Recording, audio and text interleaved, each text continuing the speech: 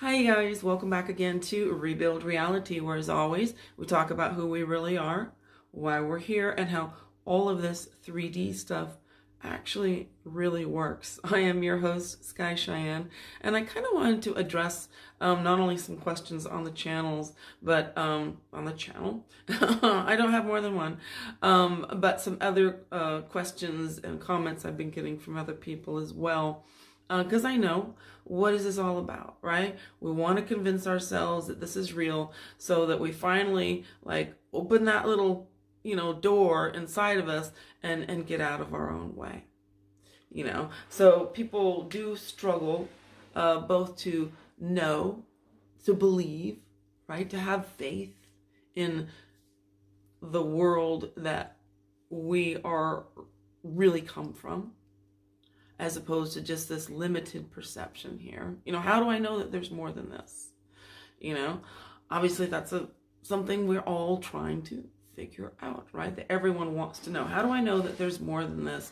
And even if I believe that I'm doing it, that I believe that I am the one, and I understand the I am, and I'm doing all this stuff and all these processes and techniques and everything, how come nothing is still happening?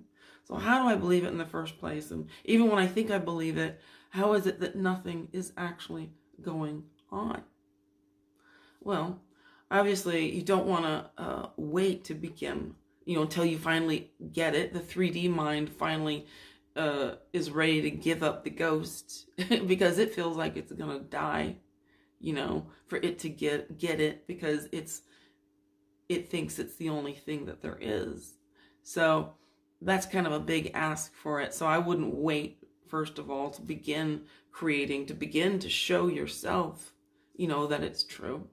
But obviously in the other part of it, evidence of what happens to other people, what people have experienced is obviously a big thing, especially when it's big evidence, big evidence that kind of hits that little bell inside that's like, oh, I knew it. I knew that what seems to be absolutely impossible, insanely impossible, must somehow still be possible, right? To finally move from this whole place of being where we're like, how do I convince myself? Or I thought I had convinced myself and still nothing's going on, right? Well, first of all, and I get a lot of stuff that comes in, because for me, when I ask a question, when questions come up from people, I want okay, so what is it? Tell me, what is the connection? I want that information now.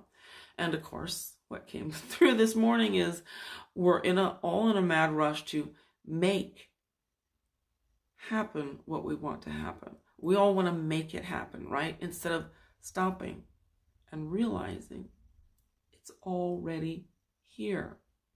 We're not making anything happen. We're not even in a process. It's only the process of realizing that everything is already here, that we are all things. So there is nothing that we don't have access to. You name it. You think of it, you have access to it. You can inhabit that particular reality. So what kind of helps to facilitate that? Well, be still and know that I am. Because we're in such a process of going out and looking and trying to figure it out and digging away, but it's still going out there. We're still going out there to look for it. More videos, more, articles, more books, more seminars, more this, more that.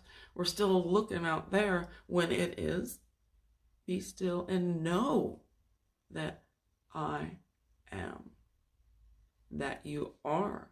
And I think very few people really take the time, and especially in this day and age, to really sit in a stillness. Not even really I'm going to meditate, just like that stillness where you're not going to try and figure something out. You're not trying to look for something. You're not trying to see visuals, in your mind or anything. Just being still and sitting with it.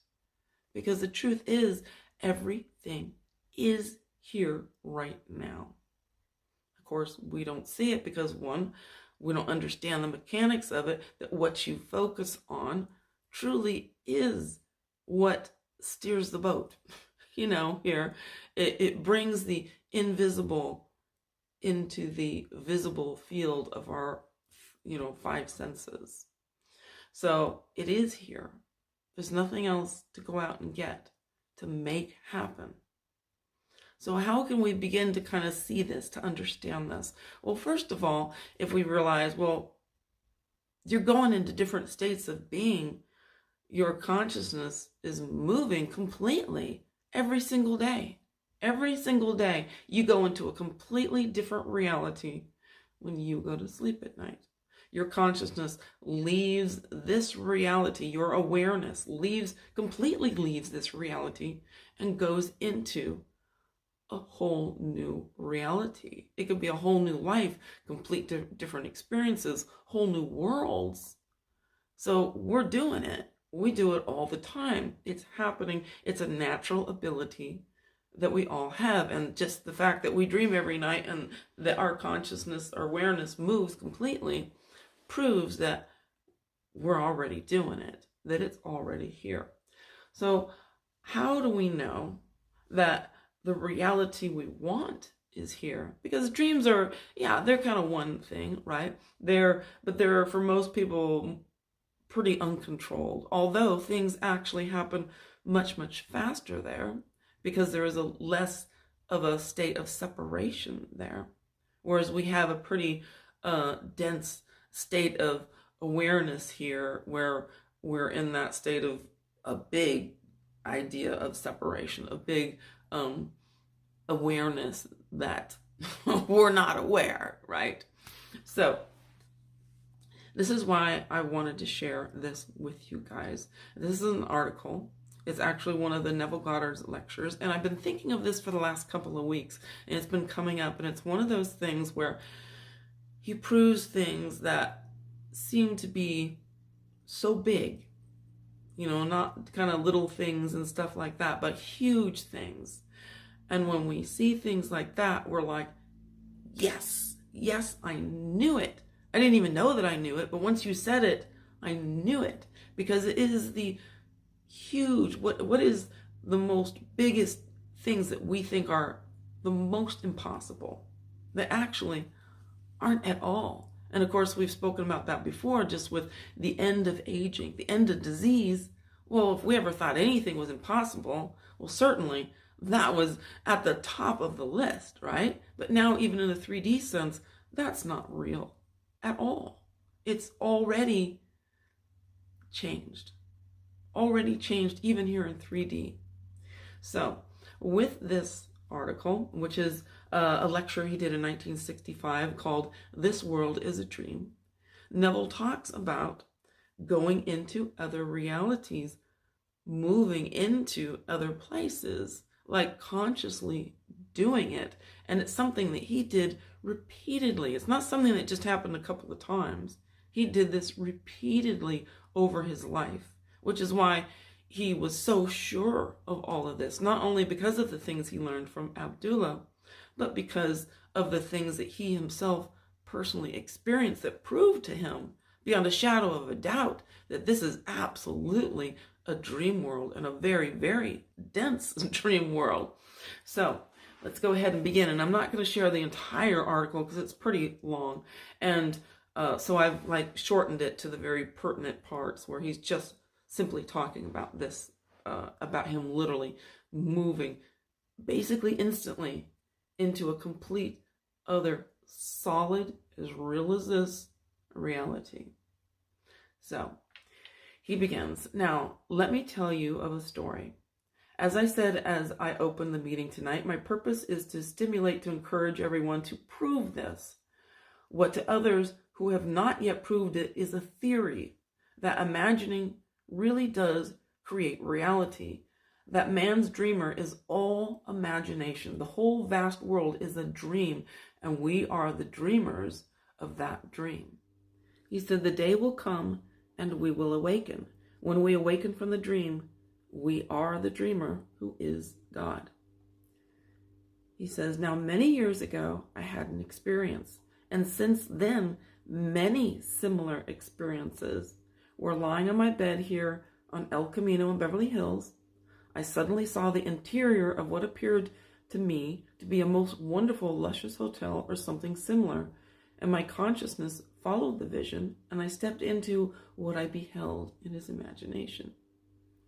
I returned to my body on the bed, and then still seeing this interior, I stepped into it again and repeated this action time and time again, maybe a dozen or even 18 times. Then at the very last time, I decided to go ahead and explore, and come what may, that I would do so, that I would explore. So I stepped into this interior, and then the whole thing closed upon me, and I am in a world just as real as this world. Just as real as this world. It's a spatial time is present, because space is a facility for experience, and time is facility for changes in experience, because we couldn't have different experiences without time, because everything would just be one thing, right? So here I step into a world, that's my experience, and now I'm going to experience changes, and I move from this room to another room to another room, and then I come to a huge hallway. It was all lit and very plush. I walked down to the end of the hallway, and I saw two ladies coming down the hallway, and I said to them, knowing exactly what had happened, for I knew the origin of this entire thing, that I was in reality on my bed in El Camino in Beverly Hills. I recalled the entire thing vividly, so I said to myself, okay, this is a dream. So I said to these two ladies, this is a dream. They would do what you would do if you met a stranger in a wonderful hotel where you'd never seen the man before, and he suddenly said to you, this is a dream. Well, it would startle you so that you would think he's insane, and naturally you would try to escape from whatever he intended to supposedly do. So they looked at me, and they got as near to the wall as they could. They couldn't go through it, of course, because that world was just as real, just as solid as this one. So as they got near to the wall, and very close to the wall, they started walking rapidly away from me. And I said to them, look, I will prove it to you that this is a dream. And I saw something hanging over my head, and it actually reminded me of an object I had seen in a friend's home here in the hills of Hollywood. I'd seen it only 6 or 8 months before, so I said to myself, this is only a memory image of what I saw. Surely this is a dream. And I thought, if I actually held it, that it would simply collapse. Like Gossamer, it would just turn into nothing. So I said to the ladies, watch, I will prove to you that this is a dream. And I raised my left hand, and I held this object. But instead of dissolving into nothing, it was as solid as this. And I assume he was holding on to the pulpit or the desk or whatever he was in front of. As I held it, they walked by rapidly. Then I said to myself, come on, Neville, wake up. You know that this is a dream. And so I held this thing, and I shook myself to wake up. And I did. I woke up standing in that same hallway, holding that object in space. And here I am, completely awake as I am now, in an entirely different world, with no way, no avenue back to the world that I remembered so vividly that I left behind me. A world where I had a body, just as real as the body that I then occupied. That body that I left was in Beverly Hills on my bed in El Camino. And I'll tell you, the thoughts that ran through my mind were these: that I had left a wife and a daughter unprotected. My daughter is in high school. She has the ambition to go to college, and she is qualified to go through to college. And here I have left her uneducated without adequate funds to see her through. I have also left a wife unprotected without adequate funds to go through life with my daughter. I knew I had in this world unfinished business, but how to get back? There was nowhere that I knew that I could walk through a door and suddenly come back to the reality I knew. Then I remembered a scene that happened to me years before this, and that scene was this. I found myself in a dream, and I did exactly what my friend Tom, interestingly enough, who heard me tell this story before, also had done. I found myself wading in water, and I knew that this was a dream. I came close to a pillar that was sunk in the ocean. The bridge that the pillars had obviously previously upheld was long gone, but the pillars remained. I felt innately somehow that if I could just hold that pillar, which was stationary, and compel myself to awaken, that I would awaken in the dream. Well, I did it. I awoke in the dream. I was as awake as I am now in a dream. That wasn't this world. It was another entirely separate world, just as real as this. So this time I felt, what must I do now? Feeling did it. The feeling did it. So I will try that. I will try that again. What can I feel to bring me back to this world and to be in Beverly Hills in California once again? So I imagined, since I was laying on my bed, a pillow under my neck. I imagined it, and then I opened my eyes, but there I was, still standing in the hallway. So I closed my eyes again, and I kept on feeling that pillow. And suddenly, I could feel it behind my neck. And when I felt it, that's when I began to awaken. And I awoke on my bed, but I was cataleptic. I couldn't move a finger of my body. I couldn't move a single part of my body. I couldn't even open my eyes. And after much struggle in this dead body, my left hand began to move. Then I pushed it out, and I could feel the warmth of my wife's body. Then after a little while, a great struggle, I could finally open the lids of my eyes, and the familiar objects on the wall, the familiar objects on the bureau itself, and everything else came back into normal focus. So I stepped into a world just as real as this one. So Tom, his friend, today, 3,000 miles away, has not forgotten his lesson. He spoke about Tom's experience before this, but obviously I'm not telling the whole lecture because it's way too long. So he learned it as well.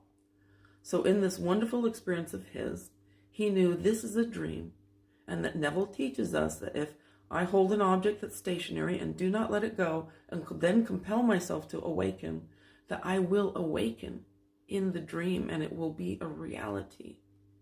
So he awakens in the dream, and he said to the lady who would not believe him, in the story he told previously, the reason you will not believe me is because you are awake in the dream. You don't know it, but here I am conscious of the fact that I awoke in the dream. But you don't know it. You don't know that for yourself. You are in the same exact dream, but you are not aware that you are dreaming. At the moment, I know that I'm dreaming, but you do not know it. And the only difference between the two of us is that I know I'm dreaming and you do not know that you are dreaming. So I tell you, the source of all dreams is your imagination. The source of all phenomena in your life is your imagination. And the source of all phenomena is God. So God is your own wonderful human imagination. That is what God is. And the day will come that you will understand perfectly, and the story is told in Scripture concerning the resurrection of Christ, you too will experience. You will actually experience everything concerning the resurrection. And prior to the resurrection, you view it all as a dream. You think it's real. Sorry, I stated that wrong. You think it's real, but before that, you will not understand that it actually is a dream. But after the resurrection, he awakes from the dream and goes into world after a world awake from then on. All the worlds and all things are, and here he quotes Blake, eternity exists and all things in eternity, independent of creation, which was an act of mercy. So everything exists. There is nothing that is not now existing. All it needs is the individual's occupancy of it. When he steps into it and occupies it, it then becomes objective to him and it is real. Until he steps into it and actually occupies, lives in that reality, it is a shadow, a mere possibility. But everything is. right here and right now. There is nothing you can conceive of that is not already in existence. Everything is. You could be as poor as a church mouse. That is. You could be rich as Croesus. I don't know who that is, but he says that is too. You could be known beyond the wildest dreams of the world, and that is too true. And that is as well. Sorry, that is too. Or you could be the most unknown being in the world, and that is too. Everything is, and all it needs for you to prove it is to occupy it. So, very nice explanations of this that helps us to see that it is here right now. It is just that we're not occupying it. You know, now he's obviously moving very rapidly from one state of being to another. But it shows that this is true. And ironically, my friend Tom does exactly the same thing. He is able to occupy other versions of himself and come back and forth. But he's done it in a way, and he's done it with techniques he learned previous lifetimes, that he knows how to move in that rapid of a way. Now for us, what we're doing is it's kind of a slow merge into that lane. So there isn't as much of a jolt, right? So the mind can kind of comprehend it, can go along with it, really. Where it's not like a sudden, like, I can't deal with this kind of thing. Because I think if most people actually experience that, it will probably freak them out, you know? So it is better. But this is exactly what we're doing. We're doing exactly the same thing. We're just occupying that reality, being like, this is my reality. That's why he wrote the book, The Feeling is the Secret. I'm feeling myself in there. I'm not just kind of imagining it and this and that. I'm actually physically putting myself in the feeling. I'm tasting, I'm touching, I'm smelling, I'm moving around, I'm opening things, I'm closing things, you know. He's involving all the senses in all of this. He's not just making statements of it or just kind of, you know, doing a little meditation or something. He's literally like seriously putting himself in there, taking the time to go in and live it. So he's like, I go in there, I'm living that reality, I'm putting all my senses into it. So I know that it's there because I've already been there with all of my senses. Now, of course, since the mind doesn't know the difference between you thinking of something and it actually happening, that's why this works. That's why we can just kind of start to steer that way by feeling our way into that experience and actually make it happen. So these are real things. These are things that are actually true. And these are the things that we're discovering, the absolute reality, the truth, the solidity of things like this, where it's not just these little tiny things that, yeah, you can do this and you can do this. No, you can do, like, there are no limits. There just aren't any.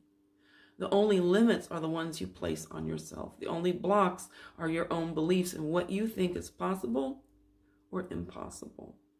And when people like Neville come along and others that are speaking of things that seem like they would be utterly impossible, there's a part of us that recognizes it and is like, I knew it. It seemed like it was only in my dreams that things like that would be real. But dreams are real. Imagination is real. Those ideas, those concepts are real. So this is about stretching, right? Stretching what we view as doable, as actually possible, because it's all there. All of it. And this is a natural state of being. Like I said in the beginning, we do this every single day. When we go to sleep at night, our consciousness completely moves to a different reality. Completely. So this is, to me, it's just a skill. It's like a skill. It's just like any other skill. You practice it, You get used to it, you occupy it. It just like anything else you want. You put some work into it. You actually like, okay, I'm going to dedicate myself to doing this, to exploring this, to trying this, to moving myself into other realities by staying there long enough to sense the reality of them. I think if we put the time that we spend on the phone into doing things like this, things would dramatically change very quickly for all of us. So, what do you want? What do you want? Do you want to do it? Do you want to know it? Do you want to live it? Put the time into it. Put the effort into something that's not really any effort at all. It's a decision, isn't it? It's like everything else in this world. Do you want to do it or not? That's the instructions right there. That's the instructions right there for every single one of us. You know, he already went ahead and blazed the trail, which is, of course, wonderful for all of us. So I hope that that kind of helps open up some things, some dust away, some cobwebs and stuff as we remember who we really are and what it is that we can really do. So thank you once again, my wonderful creators, for being with me here again on Rebuild Reality. Thank you for taking the time to contemplate these things, to watch these things, to be here with me as we open up these doors together to the truth of who you really are. And thank you for your support. Thank you for liking, subscribing, sharing, all of that stuff. And like I've said before, if you need me, the link is in the description below if you need personal help with any of this stuff. Otherwise, as always, I look forward to seeing you here on Rebuild Reality next time.